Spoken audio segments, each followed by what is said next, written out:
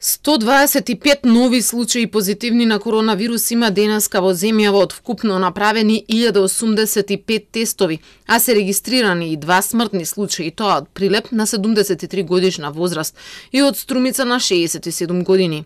И овој пат најголем број од заразените се од Скопје, и тоа 46, пошто следува Куманово со 19, Штип со 17, Тетово 16, Струга 7, Гостивар 6, Охрид 5, Велес 3, Неготино 2 и Прилеп, Битола, Кочани и Делчево по 1 случај.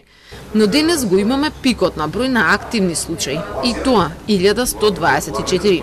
Ако се изработи графикон на кој е прикажан бројот на луѓето кои во моментов се болни од коронавирусот и по денови може да се забележи дека ако се изземе последнава недела, кога се случува вториот пик на заразата, претходно најголем број на активни случаи имало на 18 април, и тоа 976.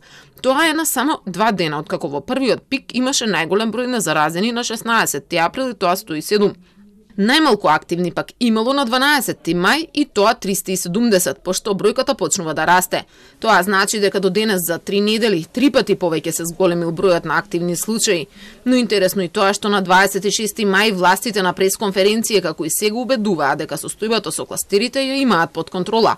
Тогаш председателот на комисијата доктор Жарко Караджовски убедуваше дека токму сегашните кризни жаришта се под контрола.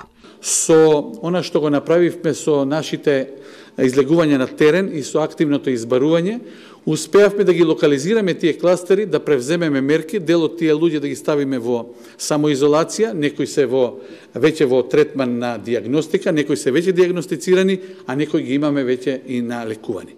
Вчера пак министерот Венко Филипче повторно убедуваше дека кластерите се под контрола. Се правдаше дека викендов морало да има целосен карантин во жариштата, но од понеделник најверојатно нема да има полициски час. За докторот Пановски пак најголемата грешка е направена токму пред 2 недели, кога мерките за ограничено движење целосно беа укинати и се врати по старо. Најнелогично беше разлабување на мерките пред 2 недели, кога се гледаше дека бројот на случаи расте. Тоа требаше да се спречат тие жариштата, да се угасне таму огнот, а не да се разлабавуваат мерките од политички причини. Тоа е првата грешка, така да ова сега е во врска со задушница, со празникот, да луѓето не се собираат во цркви.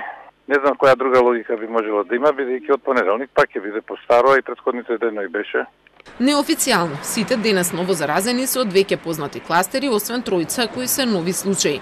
Најголем дел се од Чаир, Центар, Карпош и Аеродром, а се намалува бројот на заразени од Сарај и Студеничани. Денеска пак се оздравени 8 пациенти.